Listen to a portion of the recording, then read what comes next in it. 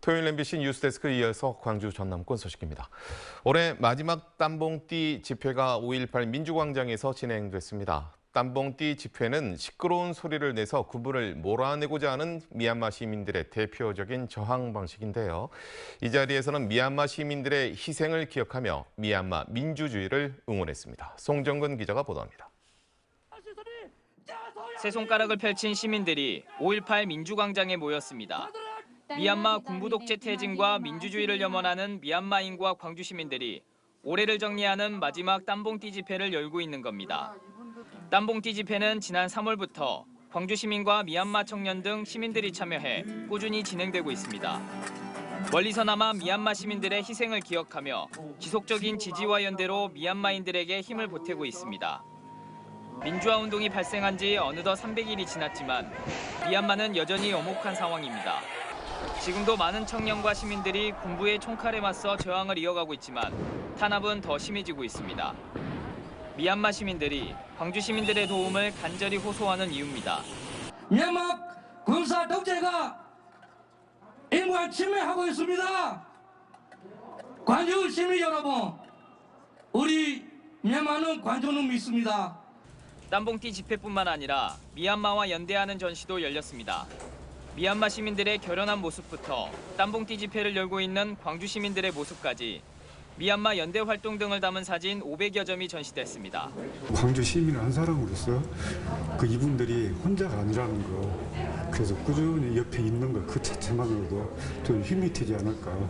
지금의 미얀마처럼 40여 년 전 군부 독재의 총칼에 맞서 싸웠던 경험이 있는 광주 시민들은 연대의 손길과 응원으로 미얀마의 민주주의를 응원하고 있습니다.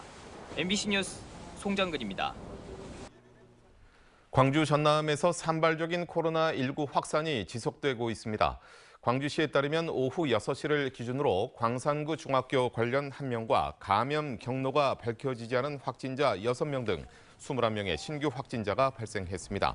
특히 학교 등을 중심으로 확산됐던 집단 감염은 다소 잠잠해졌지만 종교시설과 감염 경로가 파악되지 않은 확진자 등으로부터 추가 감염이 이어졌습니다. 한편 조선대병원에서 치료를 받고 있던 70대 환자가 어제 숨져 광주 코로나19 사망자는 34명으로 늘어났습니다. 전남에서는 13개 시군에서 37명의 확진자가 발생했습니다. 보이스피싱 절취책으로 검거된 외국인이 구치소 입감 전 검사에서 코로나19 확진 판정을 받았습니다. 광주 북부경찰서는 인도 국적 32살 A씨가 구치소 입감 전 실시한 코로나19 검사에서 양성 반응이 나와 A씨와 접촉한 직원 40여 명에 대해 진단 검사를 받도록 했고 경찰서도 방역을 실시할 계획이라고 밝혔습니다. A씨는 보이스피싱에 속아 현금을 인출해 보관 중인 피해자들 집에 침입해 6천만 원 상당의 금품을 훔친 혐의를 받고 있습니다. 광주 전남 기초의회가 국민권익위 청렴도 평가에서 사실상 낙제점을 받았습니다.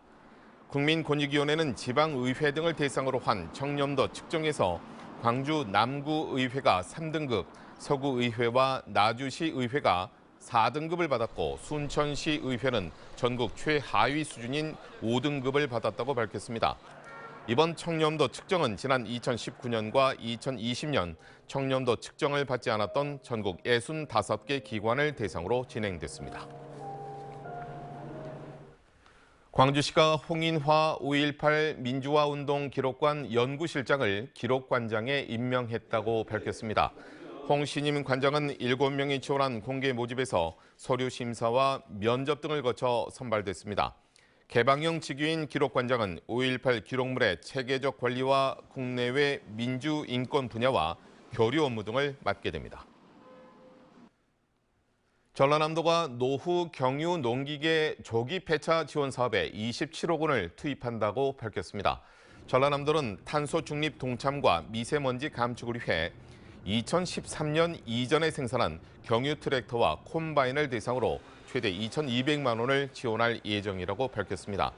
지원 대상은 폐차 대상 농기계를 6개월 이상 소유하고 있는 농업 경영체에 등록한 농업인과 농업법인입니다. 광주의 가구당 평균 부채는 6,600만 원, 전남은 4,600만 원 선인 것으로 조사됐습니다. 통계청의 2021년 가계금융복지조사 결과에 따르면 광주의 가구당 순자산은 평균 3억 2,800만 원에 부채가 6,593만 원이었습니다. 전남은 순자산은 2억 7천만 원에 부채는 4,622만 원이었습니다. 가구당 평균 소득은 광주가 6,076만 원, 전남이 5,745만 원인 것으로 나타났습니다.